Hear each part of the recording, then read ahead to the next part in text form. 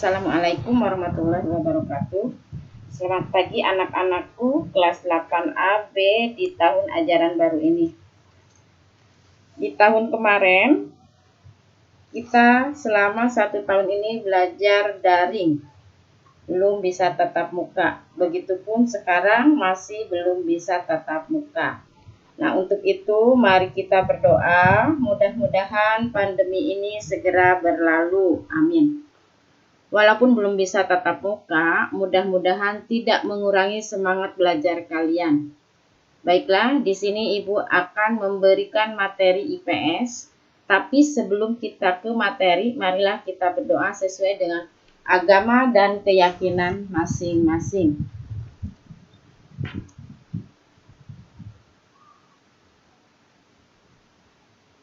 Adapun materi yang akan Ibu bahas yaitu tentang interaksi keruangan dalam kehidupan di negara A. Mengenal negara-negara ASEAN. ASEAN adalah singkatan dari Association of South Asia Nations, atau dalam bahasa Indonesia disebut Perhimpunan Bangsa-Bangsa Asia Tenggara. ASEAN merupakan organisasi geopolitik dan ekonomi yang anggotanya dari negara-negara di wilayah Asia Tenggara. ASEAN berdiri pada tanggal 8 Agustus 1967 di kota Bangkok, Thailand. ASEAN berdiri melalui Deklarasi Bangkok diprakarsai oleh 5 negara Asia Tenggara, antara lain Indonesia, Malaysia, Filipina, Singapura, dan Thailand. Setiap wakil negara pemprakarsa ASEAN ikut menandatangani Deklarasi Bangkok. Indonesia diwakili oleh Adam Malik, Filipina oleh Narcisco R. Ramos, Malaysia oleh Tun Abdul Razak, Singapura oleh S. Rajaratnam, dan Thailand oleh Tanat Koman. 1. Letak geografis negara-negara ASEAN. Berdasarkan letak geografis, ASEAN terletak di antara 2 samudra yaitu Hindia dan Pasifik, dan terletak di antara 2 benua Asia dan Australia. Negara-negara di ASEAN juga memiliki 4 karakter yang unik. Berikut penjelasannya.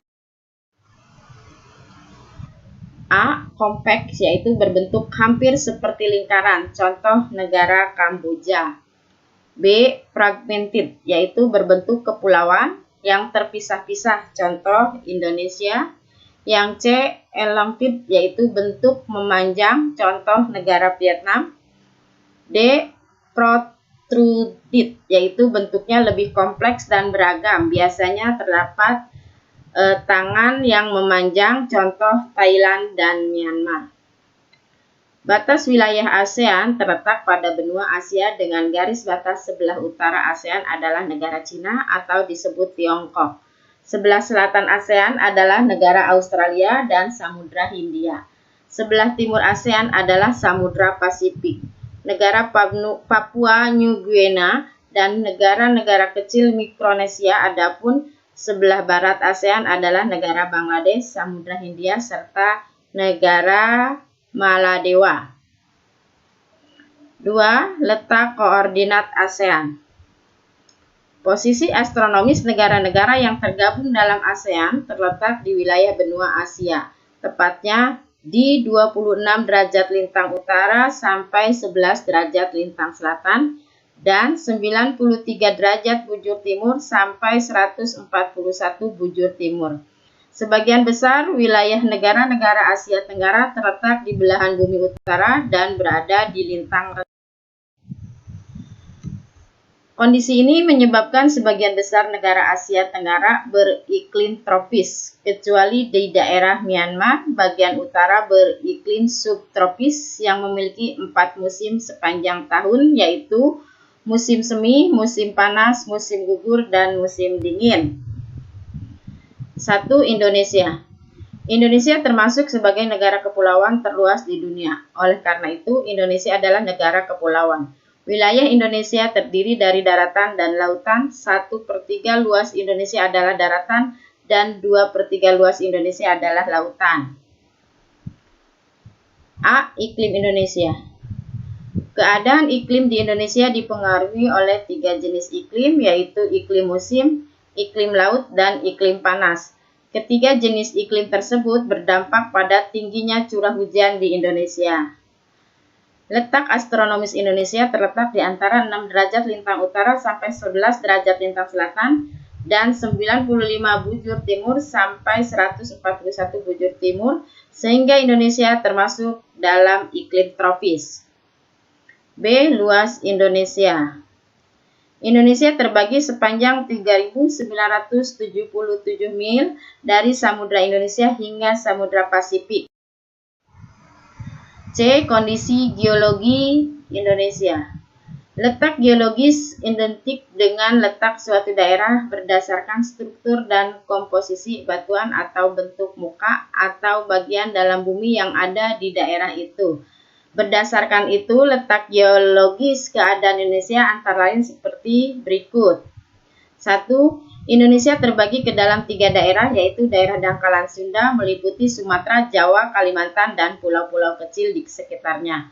Daerah dangkalan laut dalam meliputi Sulawesi dan pulau-pulau di sekitarnya. Dan daerah dangkalan Sahul meliputi Kepulauan Aru, Pulau Irian, dan pulau-pulau di sekitarnya. Dangkalan laut dalam dan dangkalan Sahul dipisahkan oleh garis Walase di Selat Makassar dan Selat Lombok. Yang kedua, Indonesia memiliki berbagai jenis tanah yang tersebar mulai dari daratan rendah sampai dengan daerah pegunungan, antara lain tanah aluvial, yaitu hasil endapan erosi di sekitar sungai, tanah vulkanik berasal dari pelapukan abu vulkanik, tanah gambut atau tanah di daerah yang selalu digenangi air, tanah humus itu hasil pembusukan bahan-bahan organik, dan lain-lain. 3. Indonesia terletak pada pertemuan deretan pegunungan muda sirkumpasifik dan pegunungan Mediterania. Akibatnya, di Indonesia banyak dijumpai gunung api dan pusat-pusat. Itu saja materi yang Ibu berikan. Kita di pertemuan kedua akan dilanjutkan. Terima kasih. Thank you. Assalamualaikum warahmatullahi wabarakatuh.